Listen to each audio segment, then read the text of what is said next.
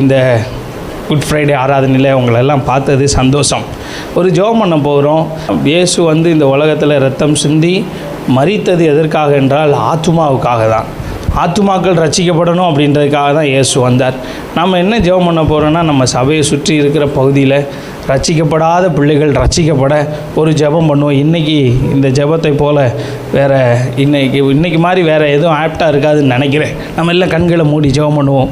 இந்த சபையை சுற்றி இருக்கிற பகுதிகளை கர்த்தத்தோட, இன்னும் பாவத்தில் இருக்கிறவர்கள், சாபத்தில் இருக்கிறவர்கள், மரண தருவாயில் இருக்கிறவர்கள், பிசாசின் போராட்டங்களில் இருக்கிறவர்கள், அந்தகார பிடிகளிலே இருக்கிறவர்களை கர்த்தர் ஆசீர்வதிக்க, தொட, அவர்களை விடுதலையாக்க பரிசுத்த ஆவியானவருடைய இரத்தம் ஆண்டவரே இந்த பகுதிகளிலே பாய்ந்து செல்வதாக. ஆண்டவரே, நாங்கள் வசிக்கிற இடங்களை சுற்றி இருக்கிற பகுதிக்காக ஜெபம் பண்ணுகிறோம். சொல்லி ஜெபம் பண்ணுங்க. உங்கள் வீட்டுக்கு அருகாமையில், உங்கள் வீடுகளுக்கு அருகாமையில் இருக்கிற பகுதிகளுக்காக எல்லாரும் இணைந்து ஜெபம் பண்ணுவோம். பரிசுத்த ஆவியானவர் அந்தந்த இடங்களிலே ஆளுகை செய்யும்படிக்காய், நம்மை பயன்படுத்தும்படிக்காய், பரிசுத்த ஆவியானவருடைய கிருபை இறங்கும்படிக்காய். அப்பா, எப்படியாகிலும் ஆத்துமாக்களை நீ ரட்சிப்பீராக. ஹல்லேலூயா, ஹல்லேலூயா. ஆண்டவரே, உம்முடைய ராஜ்யத்திற்கு அவர்கள் வருவதற்கு கர்த்தர் நீர் அவர்களை பிரயோஜனப்படுத்துவீராக. எங்களை நீர் உபயோகிப்பீராக. ஸ்தோத்திரம், ஸ்தோத்திரம். சபைகள் வளரட்டும் ஆண்டவரே, சபைகள் பெருகட்டும் ஆண்டவரே, ஊழியங்கள் வளரட்டும் ஆண்டவரே. உண்மையாய் உண்மை ஆண்டவரே சேவிக்கிற ஊழியர்கள் எழும்பட்டும் என்று சொல்லி ஜெபிக்கிறோம். அப்படியே ஜெபம் பண்ணுவோம். வட இந்தியாவில் நடைபெறுகிற எல்லா உபத்திரவங்களையும் கர்த்தர் கண்ணோக்கி பார்த்து தம்முடைய பிள்ளைகளுக்கு மனம் இறங்கும்படிக்காய், பரிசுத்த ஆவியானவரே நீர் கிருபையாய் இறங்கும்படிக்காய் ஜெபிக்கிறோம். எங்கள் தேசத்தை ஆளுகை செய்யும். இயேசுவின் நாமத்தில் ஜெபிக்கிறோம் நல்ல பிதாவே. ஆமென், ஆமென். எல்லாருக்கும் ஆண்டவராய் இயேசுவின் நாமத்தில் இந்த குட் ஃப்ரைடே வாழ்த்துக்களை தெரிவித்துக் கொள்கிறேன். இன்றைக்கி உண்மையிலே சந்தோஷமாக இருக்க வேண்டிய நாள். ஆமென் சொல்லுங்களேன். இன்றைக்கி துக்கமாக இருக்கணும். பாஸ்ட் கருப்பு சட்டை போட்டு வந்திருக்கிறாரு, துக்கமாக இருக்காருன்னு நினைக்காதீங்க. என் கையில் வந்ததை எடுத்து அயன் பண்ணி போட்டு வந்திருக்கேன். சரியா? ஸோ நீங்கள் சந்தோஷமாக இருக்கணும். இயேசு அடிக்கப்பட்டது நமக்காக அடிக்கப்பட்டது சந்தோஷமான காரியம். ஆமென் சொல்லுங்களேன். இன்றைக்கி என்னுடைய பிரசங்கத்தின் தலைப்பு நமது இரட்சகரின் பாதை அப்படின்னு சொல்லி நான் பேச போகிறேன். நமது இரட்சிப்புக்காக இரட்சகர் போன 3 இடங்கள். முதல் இடத்தை வாசிக்கலாம். நான் சொல்கிற வசனத்தை முதல்ல வாசிச்சிருவோம், அதுக்கப்புறம் ஒன்று ஒன்றா தியானம் பண்ணலாம். மத்தேயு சுவிசேஷம் 26:36 வாசிப்புமா, வேகமாக வாசிக்க போகிறோம். அப்பொழுது இயேசு அவர்களோட கெத்செமனே என்னும்பட்ட இடத்துக்கு வந்து சீஷர்களை நோக்கி, முதலாவது இயேசு போன இடம் கெத்செமனே. எல்லாம் சொல்லுங்களேன், கெத்செமனே. ரெண்டாவது இயேசு போன ஒரு இடம் வாசிக்கலாம். யோவான் சுவிசேஷம் 19:13 எழுதியிருக்கிறது. யோவான் சுவிசேஷம் 19 அதனுடைய 13வது வசனத்தை பாருங்கள். பிலாத்து இந்த வார்த்தைகளை கேட்டபோது இயேசுவை வெளியே அழைத்து வந்து தல வரிசைப்படுத்தின மேடை என்றும் எபிரேயு பாஷையிலே கபத்தா என்னப்பட்ட ரெண்டாவது இயேசு போன இடத்துக்கு பேர் கபத்தா. சொல்லுங்களேன். முதல்ல பேர் போன இடம் என்னது? கெத்செமனே. ரெண்டாவது அப்பத்தா இல்லை, கபத்தா. சரியா? கபத்தா. அடுத்து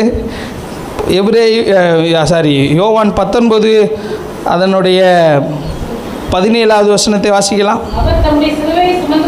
அவர் தம்முடைய சிலுவையை சுமந்து கொண்டு எபிரேயு பாஷையிலே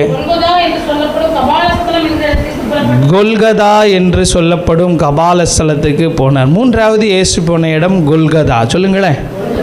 3G சொல்லியிருக்கிறேன் ஆங்கிலத்தில். முதல்ல என்னது? கெத்செமனே. ரெண்டாவது கபத்தா, மறக்க மாட்டீங்க. 3வது கொல்கதா. இந்த 3 இடங்களிலே நம்முடைய இரட்சகர் செய்த காரியங்களை அல்லது நம்முடைய இரட்சகர் போன அனுபவத்தை இன்றைக்கு படிக்க போகிறோம். கவனியுங்களே. முதலாவது கெத்செமனே. கெத்செமனே என்று சொன்னால் என்னையும் ஹீப்ரு பிரசங்கம் பண்ண வச்சிட்டாங்கண்ணே. சரியா? கெத்செமனே அப்படின்னா என்ன அர்த்தம்னா, இடித்து பிழிந்த சாறு என்று அர்த்தம். எல்லா பக்கத்திலும் பிழியப்பட்ட எண்ணெயைப் போல. அதாவது இயேசு ஒலிவ மலைக்கு போகிறார். ராத்திரியில் பஸ்கா பண்டிகைக்கு முதல் நாளில் அவர் ராவிருந்து முடிந்த உடனே ஸ்தோத்திர பாட்டை பாடி எருசலேமில் இருந்து 1/2 மைல் தூரத்தில் இருக்கிற ஒலிவ மலைக்கு போய் அங்கே ஒரு தோட்டத்துக்கு போகிறார். அந்த தோட்டத்திற்கு பேர் கெத்செமனே. கெத்செமனே என்றால் அந்த இடத்துல நிறைய ஒலிவ மரங்கள் இருக்குமாம். அங்கே இருந்து எடுக்கிற பழங்களை எடுத்து பிழிந்து சாறு பிழிந்து அதிலிருந்து வருகிற அந்த பியூரான எண்ணெய், இன்னும் சொல்லப்போனால் விர்ஜின் ஆயில், அந்த முதல் தரமான எண்ணெயை எடுத்து தேவாலயத்தில் கொண்டு போய் கொடுப்பார்களாம். அந்த எண்ணெயை வைத்து தான் தேவாலயத்தில் என்ன நடக்குமா, தீபம் காட்டுவார்களாம். 7 அகல் விளக்கு உண்டு. அந்த அகல் விளக்குகளுக்கு தேவையான எண்ணெய்கள் இங்கே இருந்து தான் கிடைக்குமா. இடித்து பிழிந்த சாறு அந்த இடத்துக்கு இயேசு போய் உட்கார்ந்து ஜெபம் பண்ணுகிறார். கவனியங்கள், இயேசு போன முதல் அனுபவம் என்ன அனுபவம் தெரியுமா? அவரை எல்லா பக்கத்திலும் நெருக்கி இடித்து உடைத்து நொறுக்கப்பட்ட ஒரு அனுபவத்தை நாம் இங்கே பார்க்கிறோம். 37வது வசனத்தை வாசிங்களேன். மத்தேயு 26:37 அவர் இருவரையும் கூட்டிக் கொண்டு போய் துக்கமடையவும் வியாகுலப்படவும் தொடங்கினார். கவனியுங்கள், தேவன் நம்முடைய இயேசு கிறிஸ்து போன முதல் பாதையை பாருங்கள். அந்த கெத்செமனையிலே துக்கம், வியாகுலம், ஆங்கில வேதாகமம் சொல்லுது ஆகனி, சொல்ல முடியாத வேதனை, விடுதலை இல்லாத ஒரு வேதனை. இந்த வேதனை மாறுவதற்கு என்ன செய்யணும்னு தெரியல. கவனிங்க, ஏன் ஆண்டவர் இந்த தோட்டத்தை செலக்ட் பண்ணினார் அப்படின்னா, முதலிலே இந்த உலகத்திலே பாவம் வந்தது ஒரு தோட்டத்தில் தான். ஆண்டவராகிய தேவன் ஆதாமையும் ஏவாளையும் தோட்டத்திலே படைத்து வைத்தார். இந்த தோட்டத்தில் இருந்த ஆதாமையும் ஏவாளையும் பிசாசு வஞ்சித்து அவர்களை ஏமாற்றி அவர்களுக்கு பாவத்தை கொண்டு வந்து, பாவத்தின் மூலமாய் உலகத்தில் சாபம் வந்து, சாபத்தின் மூலமாய் மரணம் வந்து தேவனை விட்டு என்ன செய்து விட்டான், பிரித்து விட்டான். அதனால் ஆண்டவராய் இயேசு கிறிஸ்து இந்த தோட்டத்தை தெரிந்து கொள்கிறார். இந்த தோட்டத்தில் முழு மனுக்குலத்தின் பாவத்தை நான் எப்படி நாளைக்கு சுமக்க போகிறேன் என்கிற துக்கம், வேதனை, வியாகுலம், ஆங்கில வேதாம் சொல்லுது என்னது, வியாகுலம், ஆகனி, சொல்ல முடியாத வார்த்தைகள், வாயினால் சொல்ல முடியாத துக்கத்தை இயேசு அந்த இடத்துல அனுபவித்தார். சில நேரங்களில் நீங்களும் இப்படிப்பட்ட சூழ்நிலைக்குள்ளே போகலாம். தேவ பிள்ளைகளும் இப்படிப்பட்ட துக்கம், வாயினால் சொல்ல முடியாத துக்கத்தினால் நிரம்பி இருக்கலாம். கர்த்தர் உங்களை அந்த துக்கத்திலிருந்து விடுதலையாக்குவாராக. இப்படி சொல்ல முடியாத துக்கம் நம்மை ஆளுகை செய்யும் போது நாம் என்ன செய்யணும் அப்படின்லாம் நம்ம கீழே கற்றுக்கொள்வோம். அடுத்து அந்த வசனத்தை பாருங்களேன். மார்க்கு சுவிசேஷம் 14:33 எழுதியிருக்கிறது. மார்க்கு சுவிசேஷம் 14:33 வாசிங்க. அந்த கெத்செமனேல இயேசு என்ன செய்தார்? பேதுருவையும் யாக்கோபையும் யோவானையும் கவனிங்க, திகிலடையவும் வியாகுலப்பட்டார். கெத்செமனே என்றால் அங்கே திகில், துக்கம், வியாகுலம், சொல்ல முடியாத வார்த்தைகளினால் நிறைந்த துக்கம். லூக்கா 22:44 எழுதியிருக்கிறது. அவருடைய வேர்வை இரத்தத்தின் பெருந்துளிகளாய் தரையிலே விழுந்தது. நம்ம இந்தியாவில் ஒரு பெண்மணிக்கு இப்படிப்பட்ட வியாதி இருந்தது. என்ன வியாதி தெரியுமா? இப்போ எல்லாம் வேர்க்கும்போது நீங்கள் துடைக்கிறீங்க, தண்ணி வருது. ஒரு சகோதரிக்கு வேர்வை வழியாக, வேர்வை துளிகள் வழியாக ரத்தம் வருமா. நான் வேணால் உங்களுக்கு கூகுளிலேருந்து எடுத்து அனுப்பி விட்றேன். இயேசு அடைந்த துக்கத்தினாலே, இருதய வேதனையினாலே அவருடைய சரீரம் பாதிக்கப்பட்டு அங்கே வேர்வை எல்லாம் எப்படி வெளிவருகிறது? இரத்தமாக வெளிவருகிறது. பயத்தின் உச்சகட்டம், என்ன நடக்கப் போகிறதோ என்ற ஏக்கம். கவனியுங்கள், இந்த கெத்செமனேல இன்னும் சொல்ல போனால், நான் இப்படி சொல்கிறேன், இது அவர் சரீரத்தில் அனுபவித்தது. இந்த கெத்செமனேல இயேசு 3 வருஷமாக கூடவே வச்சிருந்தவன். கவனிங்களேன், அவனை பார்த்து ஆண்டவர் சொல்கிறாரு, இன்றைக்கு ராத்திரியிலே உங்களில் ஒருவன் என்னை காட்டி கொடுப்பான் அப்படின்னு சொன்ன உடனே ஒவ்வொருத்தனாக கேட்குறாங்க, நானோ என்று. யூதாசும் கேட்குறான், நானோ. ஆண்டவர் சொல்கிறார், நீ தான் அப்படின்றாரு. அப்படியே அவன் போய் 30 வெள்ளிக்காசுக்கு இயேசுவை என்ன செய்தான்? காட்டி கொடுத்தான். கெத்செமனே என்பது எதை குறிக்கிறது தெரியுமா? காட்டி கொடுக்கப்படுகிற அனுபவம். இன்னும் சொல்ல போனால் கெத்செமனே என்றால் மறுதலிப்பார்கள். இயேசு சொல்கிறார், நீங்கள் எல்லாரும் என்னை விட்டு ஓடி போவீர்கள். மேய்ப்பனை வெட்டுவேன், ஆடுகள் சிதறடிக்கப்படும் என்று எழுதியிருக்கிறது போல இன்று ராத்திரியிலே என் நிமித்தமாக நீங்கள் எல்லாரும் ஓடி போவீர்கள் அப்படின்னு சொன்ன உடனே பேதுரு சொல்றாரு, ஆண்டவரே எல்லாரும் போனாலும் நான் மட்டும் போக மாட்டேன், நான் நெஞ்ச நிமித்தி நிற்பேன் அப்படி சொன்ன உடனே ஆண்டவர் சொல்கிறாரு, இன்றைக்கு ராத்திரி வேலையில் சேவல் கூவுகிறதற்கு முன்னாடி நீ என்ன எந்த நேரம் மறுதளிப்ப? சேவலோ 2 டைம் தான் கூவும், நீ 3 டைம் மறுதளிப்ப. மறுதளிக்க போகிறான் என்பது இயேசுவுக்கு தெரியும், காட்டி கொடுக்க போகிறான் என்பது இயேசுவுக்கு தெரியும். அதற்கப்புறம் கவனிச்சிங்கன்னா வசனத்தில் பார்க்குறோம், இயேசுவை பிடிங்க அப்படின்னு சொன்ன உடனே கல்லனை பிடிக்க புறப்படுகிறது போல வேகமாய் வந்து அவரை மேலே கை போட்டு அவரை பிடிக்க வருகிறார்கள். பிடிச்ச உடனே எல்லாரும் ஓடிட்டான், ஒருத்தன் கூட இல்லை. இயேசு கூடவே இருந்த ஆட்கள் யாருமே இல்லை. கைவிடப்படுகிற அனுபவம், இன்னும் சொல்ல போனால் முத்தத்தினாலே காட்டி கொடுக்கப்பட்ட அனுபவம். கெத்சமனே என்பது என்னது தெரியுமா? நீங்கள் எதிர்பாராத சில ஆபத்துகள் நிறைந்த பாதை. இயேசு இதை எதிர்பார்த்திருக்கவே மாட்டார், இயேசுவுக்கு தெரியும். ஆனால் மனிதனாய் நான் சொல்லுகிறேன், இயேசுடைய ஃபீலிங்ஸை புரிஞ்சுக்கோங்க, இயேசுடைய உணர்வுகளை பாருங்கள். கெத்சமனே என்பது கைவிடப்படுகிற அனுபவம், காட்டி கொடுக்கப்படுகிற அனுபவம், துரோகத்தின் உச்சகட்டம். இந்த பேதுருவை யாராச்சும் மதிப்பாங்களா? இந்த பேதுருவை இயேசு மட்டும் பேதுரு வாழ்க்கையில் வரலனா பேதுருவை யாராச்சும் மதிச்சிருப்பாங்களா? பேதுருவை பற்றி யாருக்காயிலும் தெரிஞ்சிருக்குமா? ஒருத்தனுக்கும் தெரிஞ்சிருக்காது.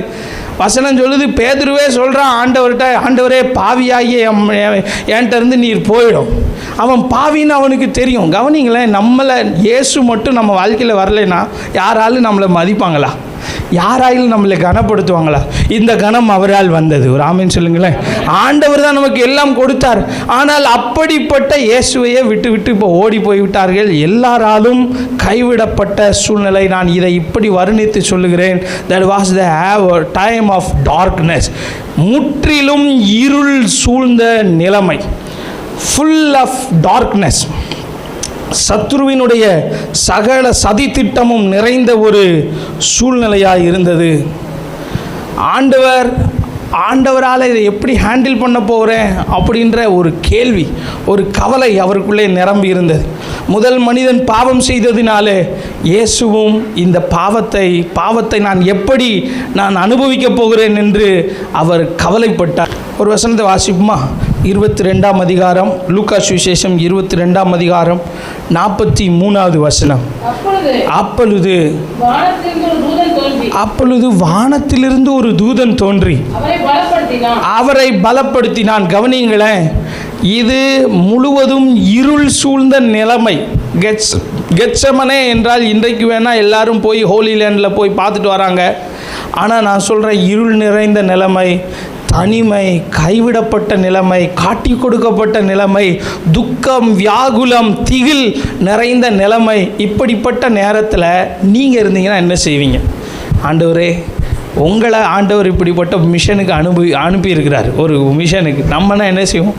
ஆண்டவரே, என்னை அடிக்கும் போது கொஞ்சம் பார்த்து அடிக்க சொல்லுங்கள், இல்லைனா என்னை விட்டுருங்க.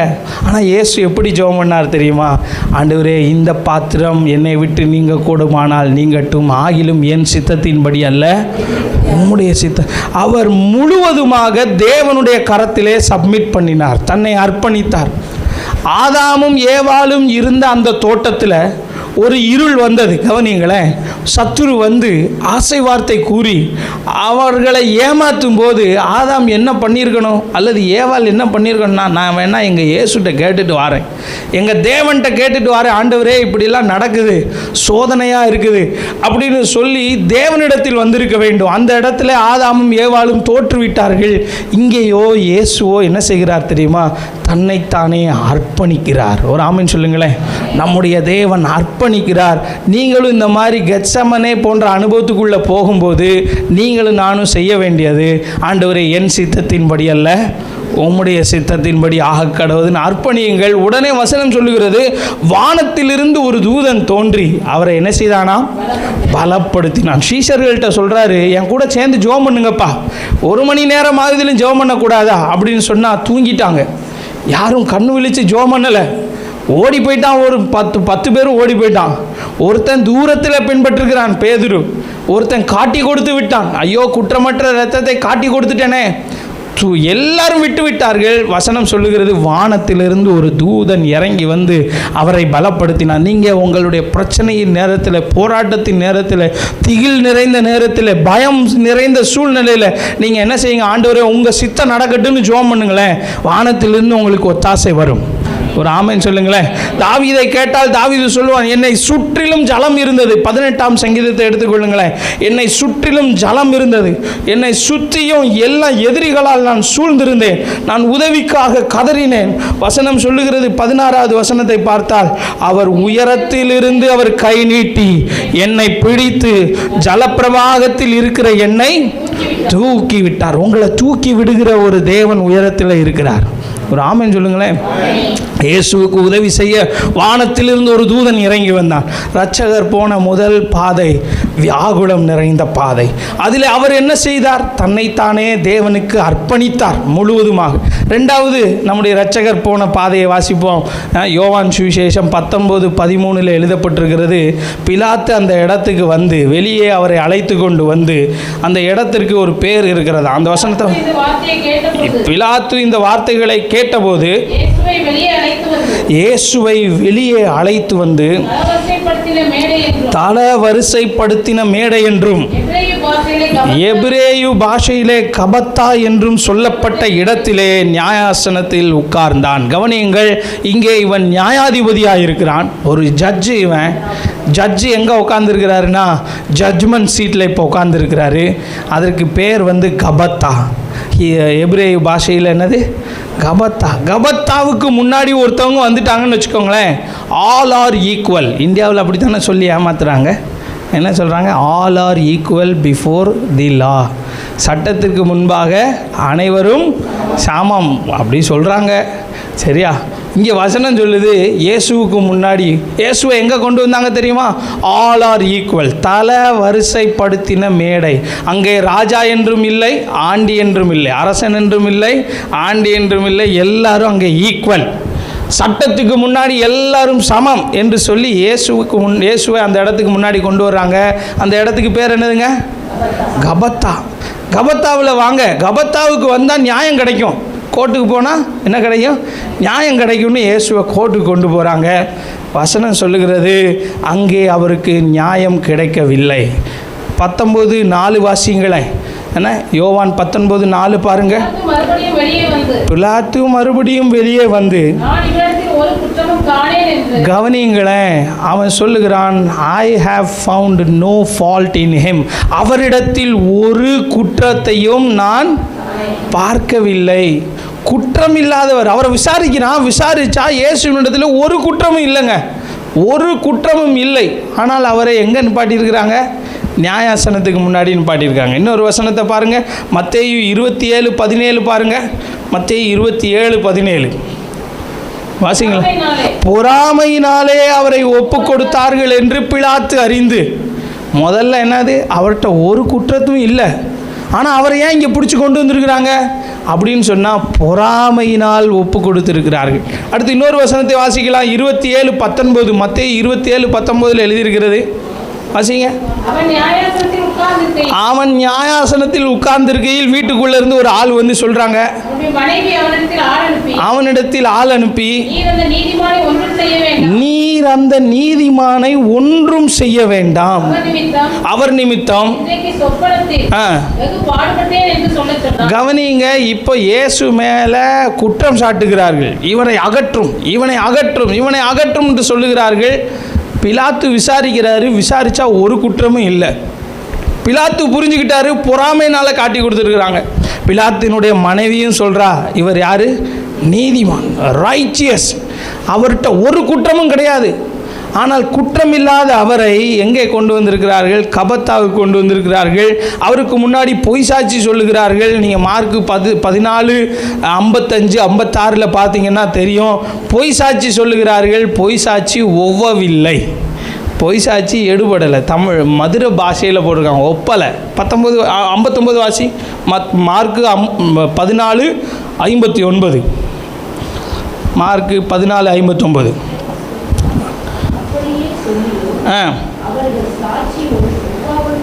அவர்கள் சாட்சி ஒவ்வாமல் போயிற்று. பொய் சாட்சி சொல்கிறாங்க, பொய் சாட்சி என்ன செய்யலை, ஒவ்வலை, எடுபடலை, படம் ஓடலை. மதுரை பாஷையில் சொன்னான், படம் ஓடலை. அங்கே அடுத்து இன்னொரு வசனத்தை வாசிங்களேன். லூக்கா 23:14-15 பாருங்கள். ஏரோதும் விசாரித்து பார்க்குறான். ஏரோது விசாரித்தா அங்கே என்ன இல்லை, வாசிங்களேன். 14-15. அவர்களை நோக்கி, ஜனங்களை கலகத்துக்கு தூண்டி விடுகிறவனாக இந்த மனுஷனை நேரத்தில் கொண்டு வந்தீர்கள். நான் உங்களுக்கு முன்பாக விசாரித்த போது இவன் மேல் நீங்கள் காட்டுகிற குற்றங்களில் ஒன்றையும் நான் இவனுக்கு காணவில்லை. கவனிங்க, ஏரோது சொல்றான், நீங்க சொன்னீங்க இவர் கலகம் பண்றாருன்னு சொன்னீங்க, ஆனால் நான் விசாரிச்சு பார்த்தா இவரிடத்தில் ஒரு குற்றமும் இல்லை. இயேசுவை பரிசோதிக்கிறார்கள். ஏரோது பரிசோதிக்கிறான், அப்புறம் பிலாத்து பரிசோதிக்கிறான், பிரதான ஆசாரியர்கள் பரிசோதிக்கிறார்கள். யார் டெஸ்ட் பண்ணாலும் அவரிடத்தில் குற்றம் இல்லை. ஒரு ஆமென் சொல்லுங்களேன். இயேசுவை குற்றப்படுத்த யாராலும் முடியாது, ஏன்னா அவர்கிட்ட குற்றமே இல்லை. இயேசு ஒரு இடத்துல சொன்னார், இதோ உலகத்தின் அதிபதி வருகிறான், அவனுக்கு என்னிடத்தில் என்னதில்லை, ஒன்றுமே இல்லை. இயேசு குற்றமற்றவராக இருந்தார், ஆனால் குற்றமற்ற அவருக்கு அங்கே மரண தண்டனை விதிக்கப்படுகிறது. குற்றமே இல்லைங்க, ஒரு ஃபால்ட்டு கூட இல்லை. கிரைமு வேற ஃபால்ட்டு வேற. வசனம் சொல்லுது அவர்கிட்ட ஃபால்ட்டே கிடையாது, அப்புறம் எப்படி கிரைம் இருக்கும்? அவர் எங்கே கிரிமினலா, கன்விக்டா? இப்போ 9 பேருக்கு என்ன போட்டிருக்கிறாங்க, கன்விக்ட் போட்டிருக்காங்க. அவங்க அடுத்து சென்டென்ஸ் ஆகும் 6ஆம் தேதி. குற்றவாளிகள் அப்படின்னு போட்டாங்க. இது வரைக்கும் அவர்கள் விசாரணை கைதிகள். இப்பொழுது ஜட்ஜ் என்ன சொல்லிட்டாரு, குற்றவாளிகள். இவங்க செய்த தண்டனை உறுதியாகிறது, சந்தேகத்திற்கு இடமில்லாமல் ஊர்ஜிதமாகிறது. தண்டனையின் விவரங்கள் 6ஆம் தேதி அறிவிக்கப்படும். ரைட்டு. இப்போ இயேசுவிடத்தில் எந்த குற்றமே கிடையாதுங்க, ஆனால் வசனம் சொல்லுகிறது அவருக்கு மரண தண்டனை விதிக்கப்படுகிறது. இது நியாயமா? உங்களுக்கு பார்த்து கேட்குறேன், இது நியாயமா? நியாயமே இல்லை. முற்றிலும் அன்ஜஸ்டிஸ், டோட்டலி அன்ஜஸ்டிஸ், அன்ஃபேர். இயேசுவுக்கு முன்பாக இவர்கள் காட்டினது அநீதி.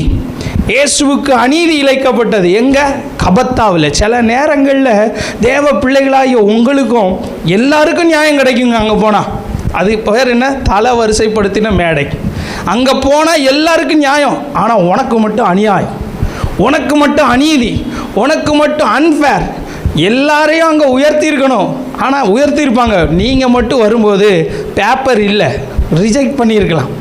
ஏனென்றால் கபத்தாவின் சூழ்நிலை உங்களுக்கும் வரலாம்.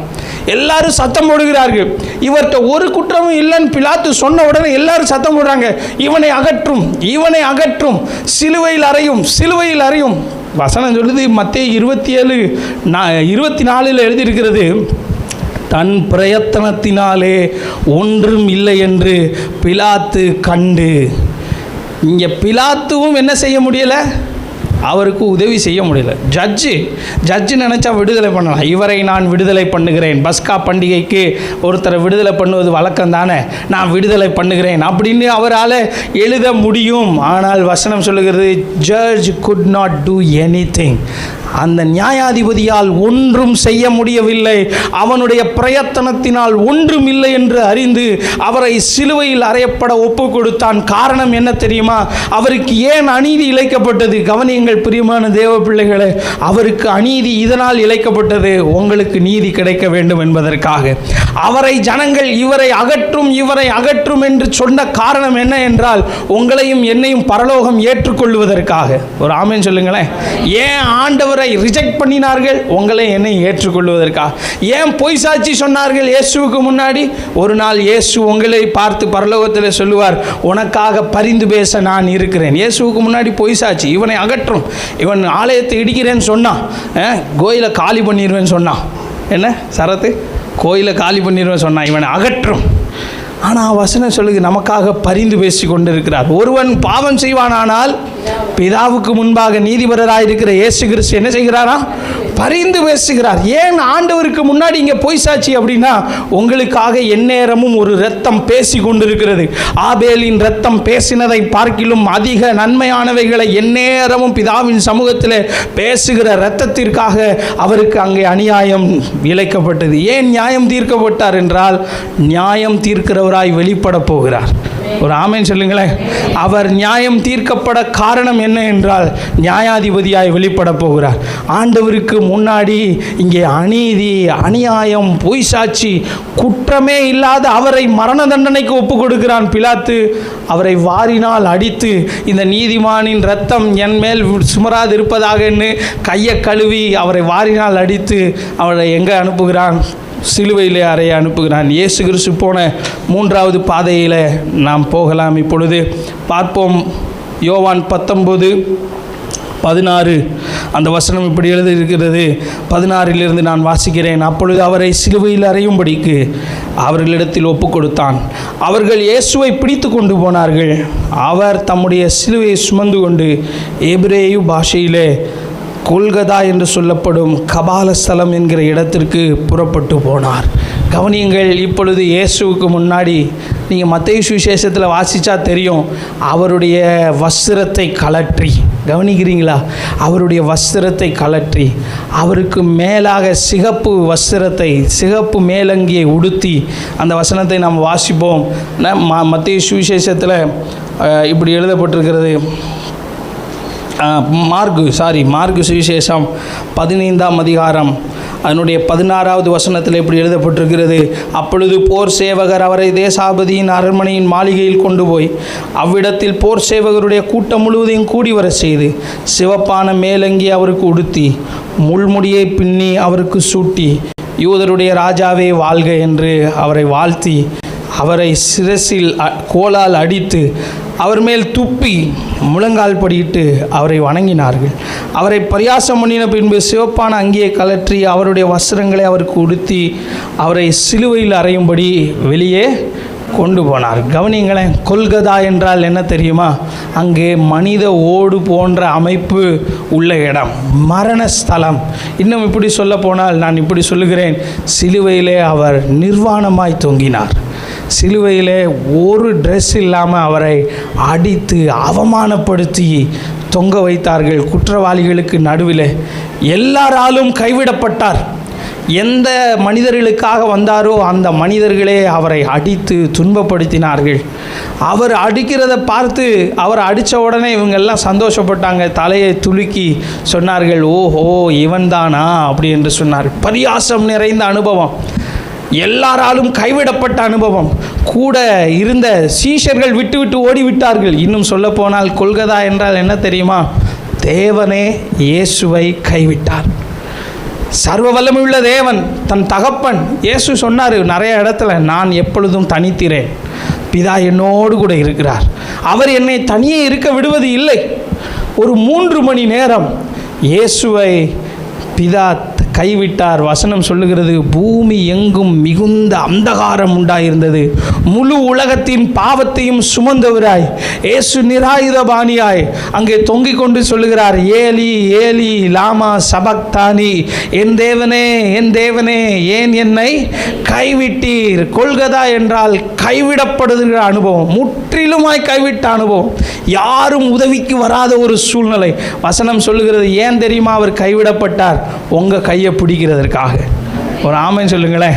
நம்ம கையை உயர்த்தி ஆண்டவருக்கு நன்றி என்று சொல்லுவோம். நம்ம கையை அவர் தூக்குறதுக்காக தான் அவர் கையை விட்டார். ஆமென். அவரை முற்றிலும் கைவிட்டார்கள். வசனம் சொல்லுகிறது, அந்த கொல்கதாவிலே ஒரு ஜெயம் கிடைத்தது. கொல்கதாவில் மனுஷங்க எல்லாம் பார்த்தார்கள். கொல்கதான்னா நீங்கள் நினைக்கிற மாதிரி அது ஒரு நல்ல இடம் கிடையாது. இன்றைக்கி வேணால் அது நல்ல இடம், பியூரான சூப்பரான இடமா இருக்கலாம். மனித சடலங்கள் ஆங்காங்கே தொங்கிக் கொண்டு இருக்குமாம். சிலுவையில் அறியப்பட்ட மனித சடலங்கள், நாற்றம் எடுக்கிற இடம், மனித எலும்புகள் நிறைந்த இடம், வீசும் பயங்கர வாடை நிறைந்த இடத்துல இயேசுவை அங்கே சிலுவையில் அடிக்கிறார்கள். வசனம் சொல்லுகிறது, கொலோசியர் புஸ்தகத்தை எடுத்துக்கொள்ளுவோம். நம்ம எல்லாரும் இதை வாசித்து முடிக்க போகிறோம். இந்த குட் ஃப்ரைடே நாளில் உங்களுக்கு ஒரு நல்ல செய்தியை நான் சொல்லுகிறேன். கொலோசியர் புஸ்தகம் 2ஆம் அதிகாரம் 14-15 வசனங்களை, கொலோசியன்ஸ் சாப்டர் 2 verse 14 and 15 வாசிக்கலாம். எல்லாம் சேர்ந்து வாசிப்போமா? நமக்கு எதிரடையாகவும் கட்டளைகளால் நமக்கு விரோதமாகவும் இருந்த கையெழுத்தை குலைத்து அதை நடுவில் இராதபடி எடுத்து சிலுவையின் மேல் ஆணி அடித்து துரைத்தனங்களையும் அதிகாரங்களையும் உரிந்து கொண்டு வெளியரங்கமான கோலமாக்கி அவைகளின் மேல் சிலுவையிலே வெற்றி சிறந்தார். எல்லாரும் அதை நாற்றம் எடுக்கும் இடமாக பார்த்தார்கள். நிராயுதபாணியாய் ஒருவர் தொங்கிக் கொண்டிருக்கிறார் என்று பார்த்தார்கள். மறைமுகமாய் இயேசு ஒன்று செய்து கொண்டிருக்கிறார். என்ன செய்கிறார் தெரியுமா? நமக்கு விரோதமாய் ஒரு கட்டளை இருந்தது. நமக்கு விரோதமாய் என்ன கட்டளை தெரியுமா? பாவம் செய்கிற ஆத்துமா சாகும். இந்த கட்டளையை போட்டது யாரு? தேவன். இதற்கு கையெழுத்து வைத்தது யாரு? தேவன். மரண சாசனத்தை எழுதினார் தேவன். ஆண்டுகள் தொடங்குவதற்கு முன்பாகவே, ஆட்கள் வருவதற்கு முன்பாகவே பாவம் செய்கிறவன் சாவான். இந்த சட்டத்தை எழுதி வைத்தபடினாலே வசனம் சொல்லுகிறது அது நமக்கு விரோதமாக இருந்தது. அந்த சட்டம், பாவத்தில் விழுந்த நாம் இயேசுனுடைய சமூகத்துக்கு, தேவனுடைய சமூகத்துக்கு போக முடியாது. அதனால் பார்த்தாரு, இந்த மனுக்குலத்தை மீட்டெடுக்க இந்த கொல்கதாவிலே போய் நான் என்ன செய்வேன்? அந்த கட்டளைகளை நான் குலைத்து, ஒரு பேனா எடுத்து கையெழுத்தை குலைக்கிறது மாதிரி அப்படியே கையெழுத்தை குலைச்சி, ஹிந்தி பைபிள் சொல்லுகிறது குள்ளம் குள்ளம் கருதியா. அப்படின்னா என்னென்னா வெளிப்படையாகவே அதை குலைத்து போட்டார். அவரை எல்லாரும் எப்படி பார்க்குறாங்க? நிர்வாணியாய் நிராயுதபாணியாய் தொங்குகிறார்னு பார்க்குறாங்க. ஆனால் அவர் மறைமுகமாக அவர் பிசாசின் அதிகாரத்தை, சத்துருவின் ஆதிக்கத்தை, பாவத்தின் வல்லமையை அங்கே முடக்கி விட்டார். ஒரு ஆமேன் சொல்லுங்களேன். எல்லாரும் நினைச்சாங்க நாங்கள் ஜெயிச்சிட்டோம்னு சொல்லி. இன்னும் வசனம் சொல்லுகிறது சிலுவையின் மேலே அவர் ஆணி அடித்து துரைத்தனங்களையும் அதிகாரங்களையும் உரிந்து கொண்டு வெளியரங்கமான கோலமாக்கி அவைகளின் மேலே சிலுவையிலே வெற்றி சிறந்தார். எல்லாம் நினைச்சா இயேசு கையில் ஆணி அடிச்சாச்சு அவ்வளவுதான் அப்படின்னு. ஆனால் இயேசு தான் அதை மேலே ஆணி அடித்தார். ஒரு ஆமென் சொல்லுங்களேன். வெளியரங்கமான வெற்றியை தந்திருக்கிறார். நான் சொல்லுகிறேன், இப்படி சொல்ல விரும்புகிறேன், வரலாற்றிலே இதுவரைக்கும் பாவம் யாரை ஆகிலும் சந்திக்கும் என்றால் அவனை பிடித்து ஆளுகை செய்து அடிமைப்படுத்திவிடும். கவனியுங்கள், பாவத்திற்கு வல்லமை இருந்தது. அந்த வல்லமை பிடித்து ஆளுகை செய்தது. முதல் முறையாக இயேசுவினிடத்தில் அந்த பாவம் வந்தபோது இயேசுவுக்கு முன்னாடி முழங்கால் படியிட்டது. மரணம் இதுவரைக்கும் யாருக்கெல்லாம் வந்ததோ அவர்களை எல்லாம் ஆளுகை செய்தது. ஆனால் முதல் முறையாய் மரணத்தை இயேசு சந்திக்கிறார். அந்த மரணம் இயேசுவுக்கு முன்னாடி முழங்கால் படிகிறது. ஒரு ஆமென் சொல்லுங்களேன். மரணமோ, பாவமோ, சாபமோ, தரித்திரமோ, எதுவுமோ இயேசுவை ஒன்றுமே செய்ய முடியவில்லை. எல்லாவற்றின் மேலும் அவர் வெற்றி சிறந்தார். வசனம் சொல்லுகிறது, ஆகையால் வானோர், பூதலத்தோர், பூமியின் கீழானோர் யாவருடைய முழங்கால்களும் முடங்கும்படிக்கு எல்லா நாமத்துக்கு மேலாக ஒரு நாமத்தை தேவன் அவருக்கு தந்தாராம். ஒரு ஆமென் சொல்லுங்களேன். நம்முடைய ஆண்டவராய் இயேசு வெற்றி சிறந்தார். ஒரு ஆமென் சொல்லுவோம். சிலுவையிலே வெற்றி சிறந்தார். இரட்சகர் போன 3 பாதை. முதலாவது கெத்செமனே, கைவிடப்படுகிற அனுபவம், தனிமையான அனுபவம், காட்டி கொடுக்கப்பட்ட அனுபவம். அந்த சூழ்நிலை ஒருவேளை உங்களுக்கு வந்தால் நீங்கள் என்ன செய்யுங்க?